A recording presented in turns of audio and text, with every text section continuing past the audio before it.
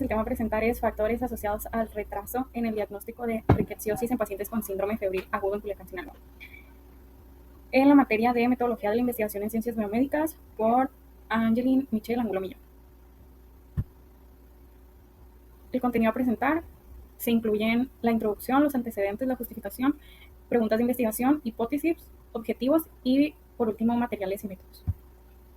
Como introducción tenemos que la rickettsiosis es una enfermedad infecciosa transmitida por vectores causada por las bacterias del género Rickettsia, que presentan un problema relevante de salud pública a nivel mundial y nacional.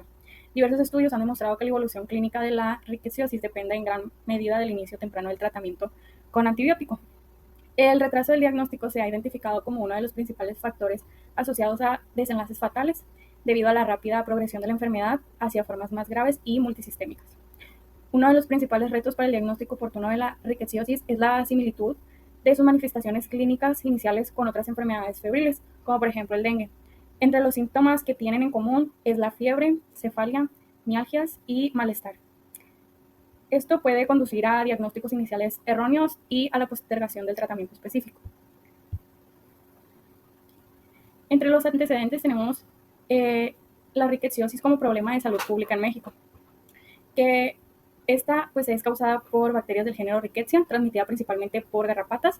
Representa un problema relevante en la salud pública de México, particularmente en la región noroeste del país, en estados como Sonora y Sinaloa, que se han reportado brotes con altas tasas de letalidad, lo que ha evidenciado la gravedad de esta enfermedad cuando no se identifica y se trata de manera oportuna.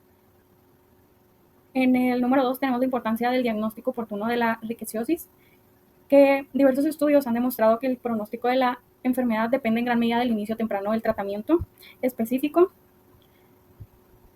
Este puede ser con doxiciclina, incluso antes de la confirmación de laboratorio. El retraso en el diagnóstico se asocia directamente con un mayor riesgo de complicaciones graves y mortalidad, lo que resalta la necesidad de fortalecer los criterios clínicos para la sospecha temprana de la enfermedad en los servicios de salud. También tenemos la similitud clínica con otras enfermedades febriles. Uno de los principales retos para el diagnóstico oportuno de esta enfermedad es la similitud de sus manifestaciones clínicas con otras enfermedades febriles como la fiebre tifoidea y otras enfermedades virales, así como había mencionado antes, el dengue. Esta superposición de síntomas que pues incluyen estos malestares, estos síntomas, dificulta la identificación temprana de la enfermedad, especialmente en áreas endémicas donde coexisten múltiples enfermedades transmitidas por vectores. Tenemos el punto número 4, que es el diagnóstico inicial erróneo y el retraso terapéutico, que este puede provocar la omisión del tratamiento del antibiótico específico durante los primeros días de la enfermedad, que es un periodo crítico para evitar la progresión a formas más graves. Estudios han señalado que este retraso terapéutico es una de las principales causas de desenlaces fatales, incluso en sistemas de salud con acceso a servicios médicos, lo que subraya la necesidad de investigaciones locales que analicen este fenómeno. Por último, en antecedentes tenemos el impacto del retraso en el diagnóstico, en la gravedad y la mortalidad de la enfermedad.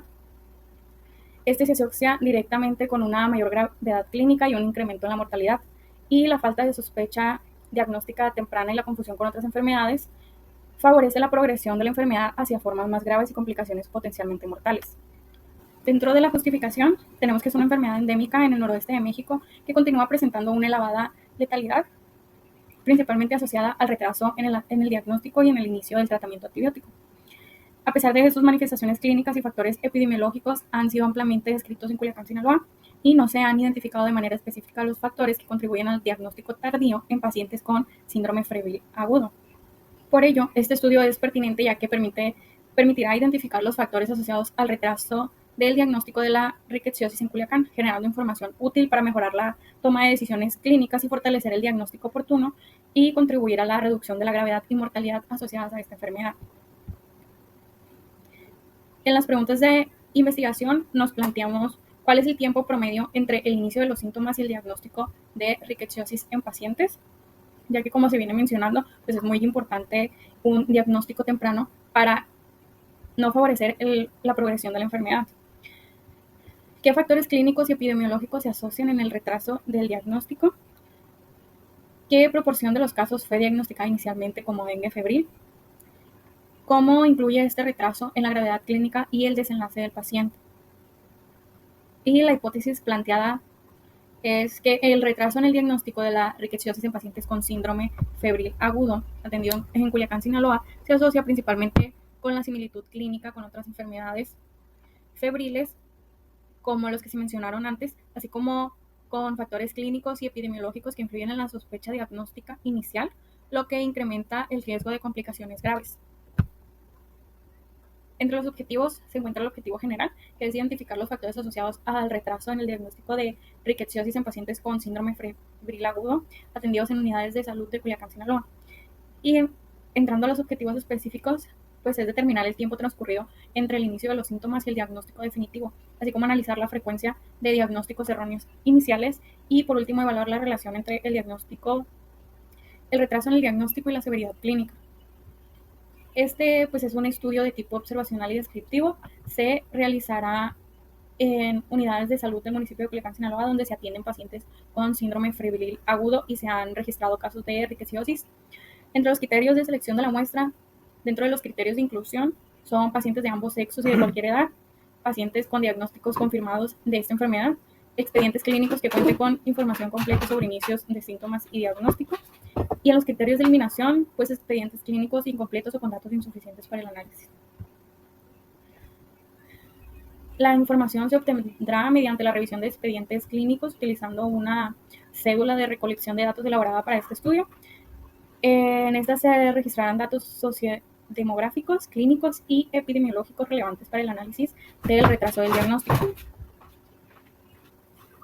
Las variables de estudio se encuentran la edad y sexo del paciente, síntomas iniciales, diagnóstico inicial, diagnóstico definitivo y gravedad del cuadro clínico. Además, antecedentes de exposición a garrapatas o animales y el tiempo transcurrido entre el inicio de los síntomas y el diagnóstico de la enfermedad. Los datos obtenidos se organizarán en tablas y se analizarán mediante estadística descriptiva, utilizando frecuencias y porcentajes con el fin de identificar factores asociados al retraso en el diagnóstico y su frecuencia en la severidad clínica.